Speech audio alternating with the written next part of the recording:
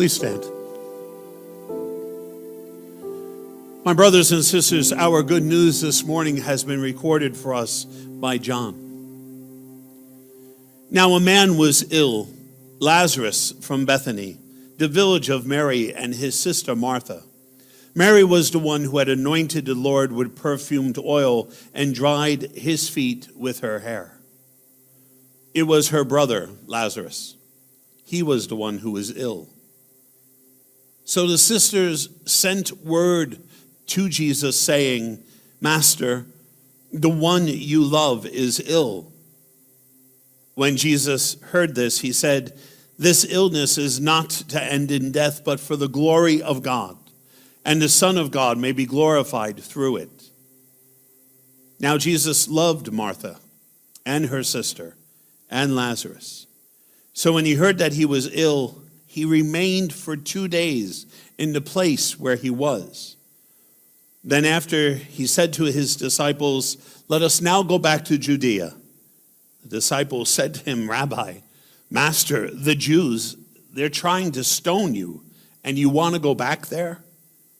Jesus answered, are there not 12 hours in a day? If one walks during the day, he does not stumble, because he sees the light in this world. But if one walks at night, he stumbles, because the light is not in him. He said this and then told them, our friend Lazarus, he is asleep, but I am going to awaken him. The disciples were excited and said, Master, well, if he's asleep, then he'll be saved. But Jesus was talking about his death, and they thought that he meant ordinary sleep. So then Jesus said to them clearly, Lazarus has died. And I am glad for you that I was not there, that you may believe. The gospel of Christ. Praise be to you, O Christ. Please be seated.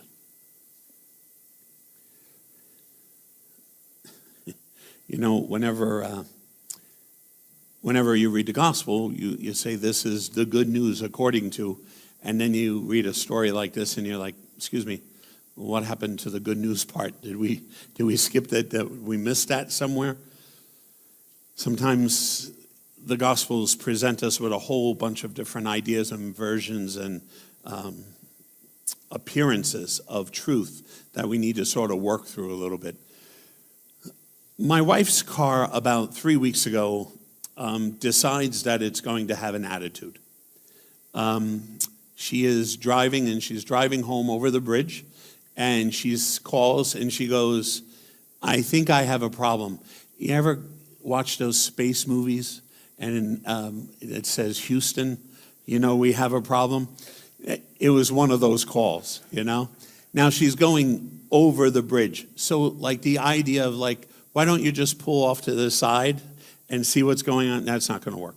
Because pulling off to the side means going into, right, you get it. All right, so anyway, I'm saying to her, listen, what exactly is going on? And she goes, well, there's a red engine light that's just popped on. Now, I am not at all technologically savvy in any way, shape, or form. However, or even I know that a red engine light is really not good news, okay? It's just not good news. So I say to her, okay, well, you know, let's see what happens. So she gets over the bridge because she doesn't have to make a left and end up in the water, which we're all happy about, which would have caused more problems for the car, but I digress. Anyway, she gets off the bridge, she's off on the side, and I tell her, because, you know, all of our cars now are all computerized. It's all machinery. And like a computer at home, sometimes you have to shut it down so it can reboot, so it could clean itself up, right? So I tell her, pull over, shut the motor off. And so she turns it back on, and indeed, the light is not there. So I just feel incredibly proud because I have just fixed the car. Eric, the great, wonderful Eric, from the comfort of my office, gave the commands, and this car now works. So anyway, she's driving and driving and driving. I'm like, oh, okay, so it just needed a reboot. You're fine, come home. I don't know, 10 minutes later, 15 minutes later, she calls and she goes, remember that red light? I'm like, yeah. the one I fixed? And she was like, it's back. I'm like, okay. Go down to Jimmy. Jimmy owns the auto place where we always take our cars. Call Jimmy, see if he could fit you in. Goes down. Jimmy says, puts it up on the machine, plugs all this computer stuff in. He goes, I really can't find anything. He says, I think it's just a glitch. Let's see what happens. Weeks went by, right, without that funny red light popping up again. So I figure, okay, I had to get it started. And then Jimmy finished up the work that I did, so that it now works. And then the other day, sure enough, I get this call again about this red light. And so I said to her, look, I don't know what this is, but clearly it's popped up twice. Take it down to the auto mechanic. And it was some sort of an O2 indicator that tells the motor something about burning so much gas or something. It was a piece of metal and stuff like this big. And so they had to order the part, they got it fixed, and everything was taken care of. If it wasn't for the red light, we would have never known that oxygen gizmo was having any problems. And actually, according to Jimmy, if it's not repaired, you could really end up damaging your motor because there's no way of knowing unless that indicator light comes on. This mechanism, the human being that we are created, anxiety, stress, depression, 3 very clear indicator lights that we really have to be paying attention to in our lives. Anxiety, stress. Major indicating lights that we have to be paying attention to because they tell us, they come on because they're telling us that something else is happening within us. And unless we pay attention to it, there can be a substantial amount of more damage, than ever before.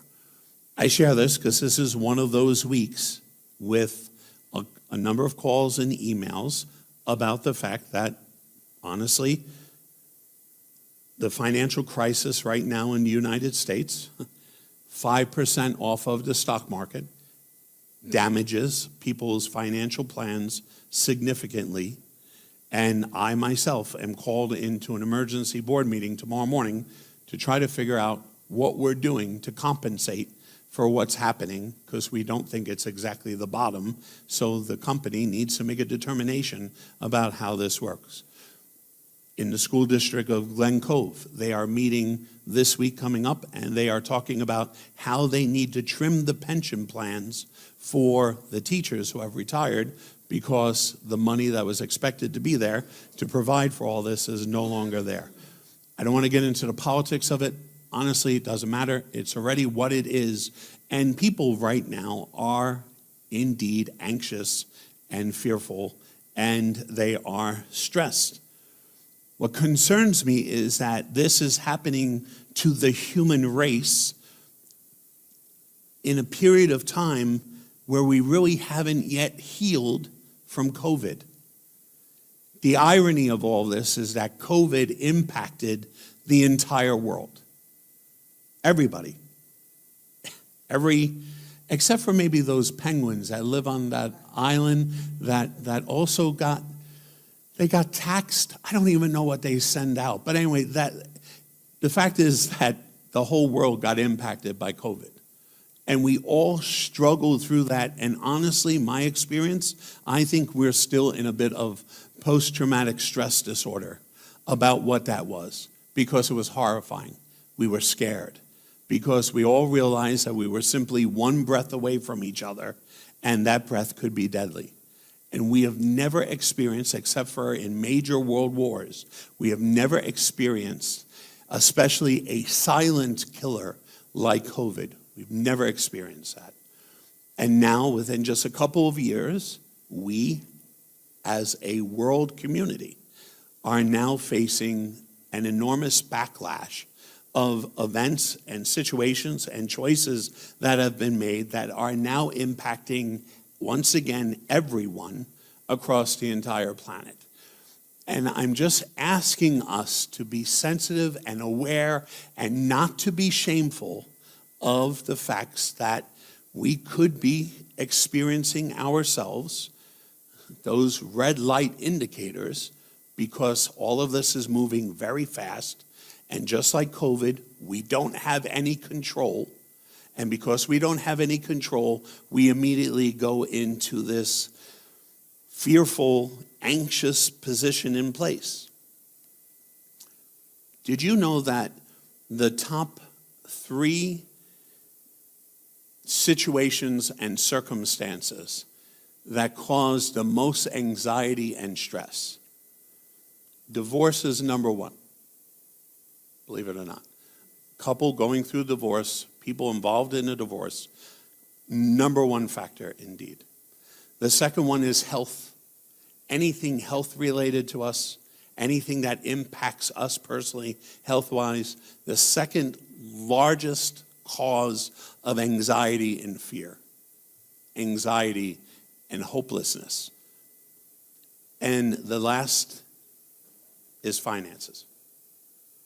Those are the 3 areas that studies have indicated have the greatest impact on the human person, that negatively impact us to our greatest steps. It goes to the very heart of who we are as a person and causes a reaction and a chain reaction that many of us, we don't have any control over. Things are as they are, but it is fundamentally important that we recognize, that we see, that we sense, that we feel, and that we begin a conversation with individuals professionally, if necessary, to talk about this. And I share this because just this week there was an individual, and I know you're watching this morning, that was still embarrassed by the fact that they were experiencing anxiety and stress, and that anxiety and stress was causing them emotional damage.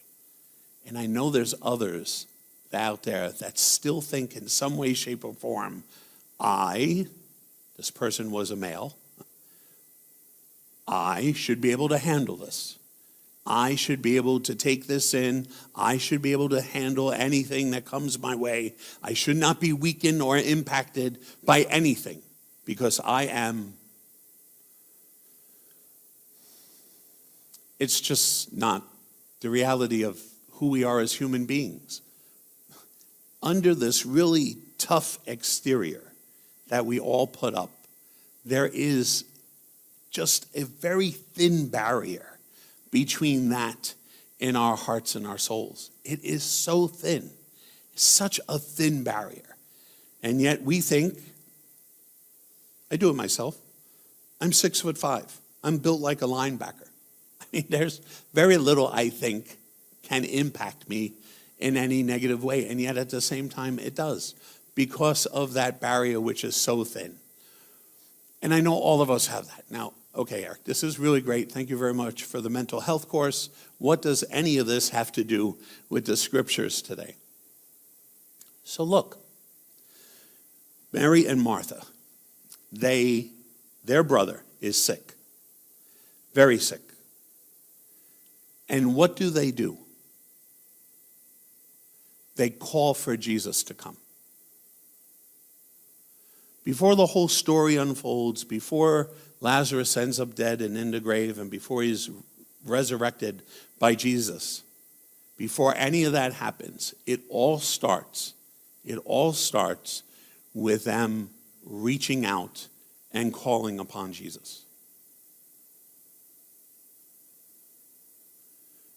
I don't have any problem with us sitting here for a minute with that, because it is an important aspect that we jump over. Martha and Mary, they absolutely love their brother, and they know Jesus. And this guy, Jesus, he's got this amazing reputation of being able to reverse things. And they don't know whether or not he actually will, but what they do know is that he is a dear friend, and that his presence here is a lot more comforting than him not being present. And so the very first thing they do when they are in trouble is they call upon Jesus to come and be present. And I just want to keep it that simple. That in our own lives, in our own struggles, in our own challenges, we are all going to be in these positions where something horrible is happening to us, around us, things totally out of our control, no idea what we could do about it, where we should go, how do we fix it, right? We're all really good fixers. How do we fix it? And yet, in the midst of all that, these two sisters know that, hey, we need Jesus to be here. Now, they asked for Jesus to come. And it's really funny. I didn't write this, John did. It's from the Greek. It's just what it is.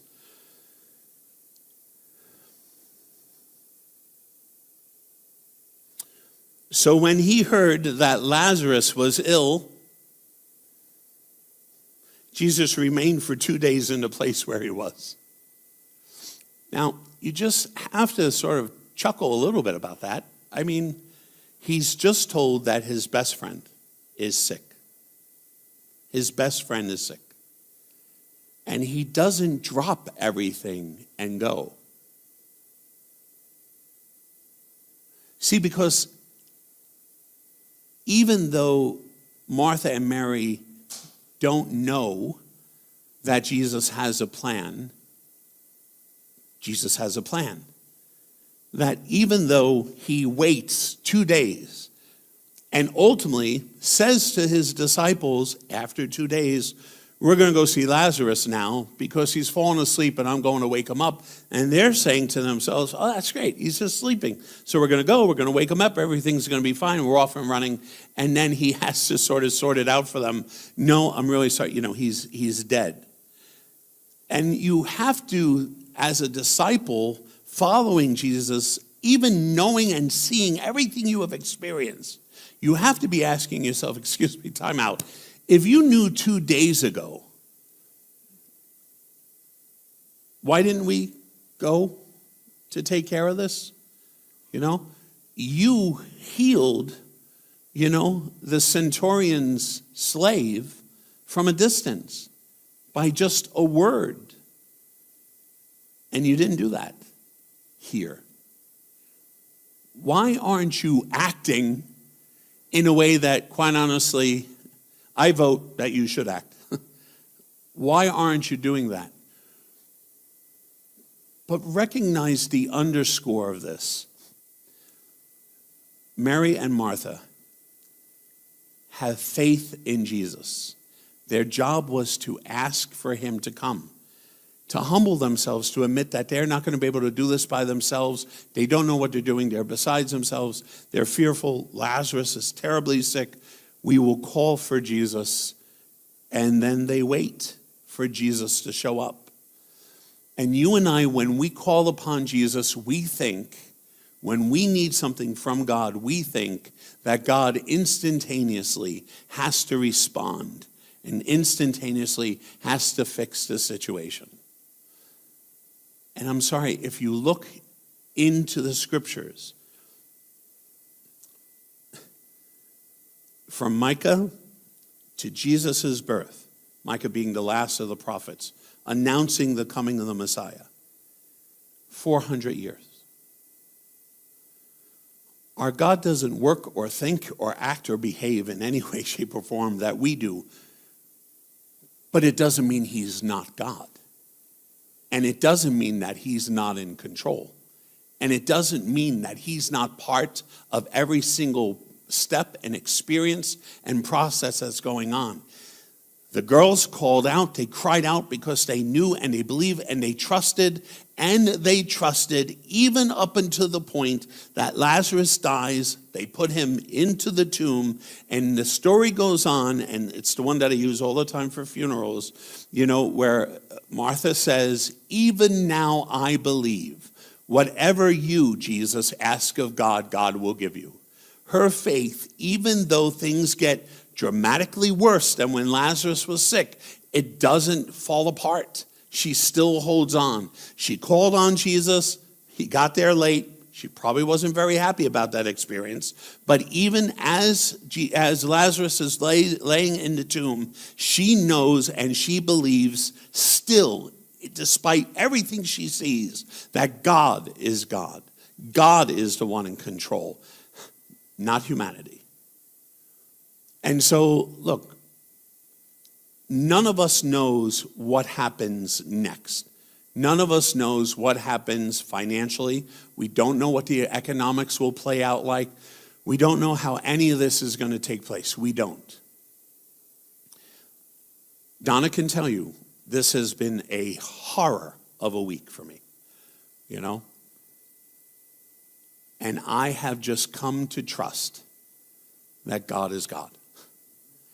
And whatever it is, whatever happens, however it plays out, even if I don't see it, I know and I trust because I have asked that God is working on it. We have to ask, and then we trust. Is this economic crisis bigger than God? Of course not. Was COVID bigger than God? Of course not. But as Christians, if this is not the time that we hold on and we trust in what it is that we declare and confess and believe, if these are not the times where we say, look, God, you are the God of, yes, even leaders. Even leaders, they answer, they bow, they kneel before you. That's the reality of our faith. That's just what we are. And so we gather this morning, as we probably have this entire week. And if any of you looked at your pension plans, you know, it causes anxiety. It causes stress. And in the end, I have chosen to pray that everyone who's involved in any way, shape, or form, our country and others, that God's Spirit directs their hearts, that God is actively involved, changing hearts. And our scriptures tell us time and time and time again where God has done just that. How can we possibly lay back and believe that our God will not, cannot do it again? It's just not who we are as a people of faith. It's just not becoming of us.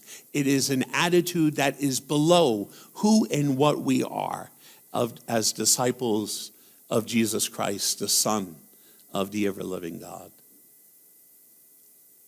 Call upon him to come. Call upon him to come, to be here, and to act. And the other piece to that, which brings me back to the earlier mental health course, when you do that, you will sense that something is happening. You know what that is? You know what that feeling is that begins to dissipate the anxiety, begins to dissipate the depression? It's called hope. It's called hope. And as Christians, we are a people of hope. God bless you.